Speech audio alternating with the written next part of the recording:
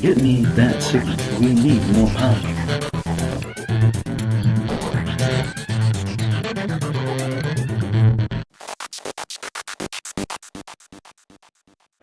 Okay, I am here with Chris O'Neill from Brotherwise Games. And now, Chris, we haven't actually talked before. We've not. It's our first time. It's true. How long has Brotherwise been around here? Brotherwise kickstarted Boss Monster in the fall of 2012. That's the first game we did and the one we're most well known for. And I think we were in retail in summer of, I want to say 2013. And I cannot remember our first Origins. First Origins may have been 2013, but I think we might have been in somebody else's booth. It's hard to remember. They all just mix together. They all blend together a little bit, and I'm getting old. And we've been hitting Origins ever since. So tell me about Boss. See, I don't know about Boss Monster. Sure. So tell me about Boss Monster. I know it's been around for a few years. You kickstarted it, and that kickstarted your company, basically. That really did. It really did. So Boss Monster, as I said, we had a successful Kickstarter in the fall of 2012. We went into retail pretty much as soon after we delivered the game to the backers. And while I think the initial retail reaction was a little bit mistrustful, as it was of most Kickstarter games at the time, we pretty quickly took off, I think just by good word of mouth. And to this point, we're actually we're in stores across the states. It's been translated into German, Italian, French, Spanish, Polish, other languages.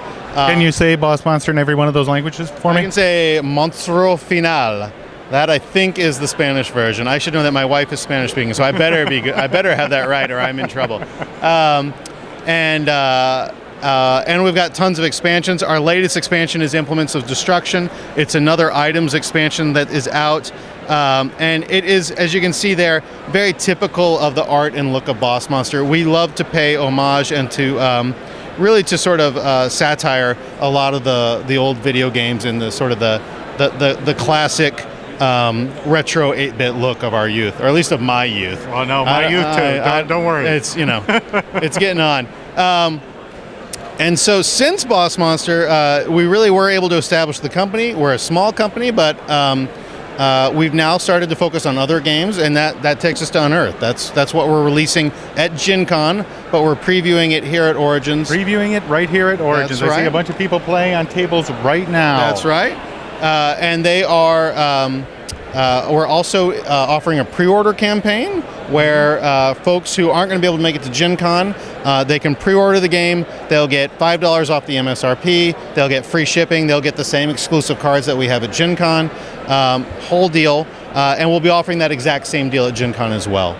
So tell me about Unearth. I mean, why Unearth? You bet. So Unearth is really, obviously, it's got a little bit of a double meaning. Yes. One is we're in another world. Maybe it's Earth, maybe it's something else. In that world, you're playing these tribe of delvers. So we've got these cute little guys right here. These are your delvers. And your tribe is trying to reclaim the glory of their long-lost civilization. So they're doing that by exploring. And what we do is we have these dice that represent your delvers. So my blue tribe would go up against your red tribe, and we're competing to sort of explore and excavate these ancient ruins. And as we go, we're rolling dice, claiming runes, and as more dice go on that rune, eventually the value of all those dice meets or beats the claim value for that card, and the high die takes it. In this case, we've got a tie. But it's more than that. It's more than just rolling. You're also playing these Delver cards here, which allow you to, as we say, bend your luck. So it's largely a sort of a dice placement game.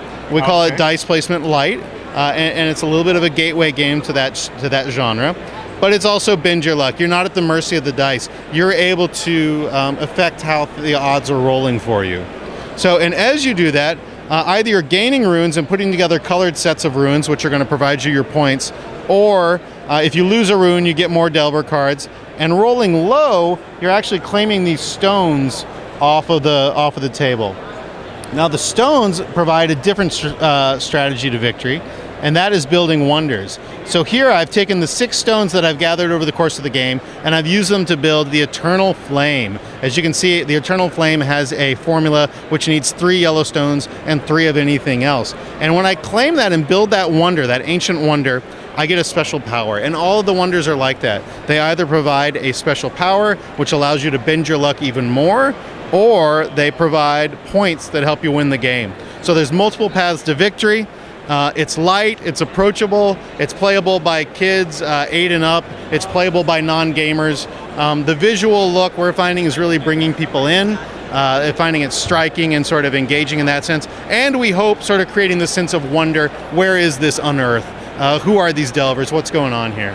It's very interesting. I mean, you've got some aspects of like Civilization, the not the board game, but the computer game version from Sid Meier.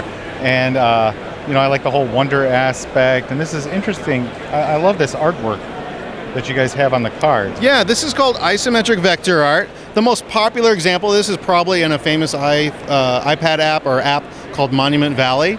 It's called hexel art as well, and we thought, well, we went with pixels for Boss Monster. Let's go with hexels for Unearth. The art is by a guy named Jesse Riggle. The delvers are by a guy named David Pichandria. They're both really talented artists, and we feel like we've really put together a game which we hope will transport you in a different way, but much like Boss Monster, sort of transported you back in time. This one we want to transport you to another place. Tell me about the pre-order, how that's all working again. You bet. So right now you can go to brotherwisegames.com/unearth. The pre-order page is right there. Yeah. There's an introductory video we did with Ivan Van Norman, who some of you may know from his Geek and Sundry work. There should be a gameplay video up there soon, so you can see how the game is played if you're not able to make it to Origins. And you're able to sign up and pre-order the game right there on our page. Okay, what's the cost? Normally $34.95, but for the pre-order you can get it for $29.95. Perfect. And free shipping domestically and discounted shipping internationally. Sounds like you got it covered. I think we got it covered. We want to get this game out there. We want you guys to see it and play it. We're really excited about it. The buzz here at Origins has been really good. A lot of folks saying they like it more than Boss Monster. They're both my babies, so it's hard for me to pick between them. But I think folks are going to really enjoy this game. All right, Chris, thanks so much for taking a couple minutes to talk to me. Thanks for talking to us. It's really great to see you. It means that signal. We need more power.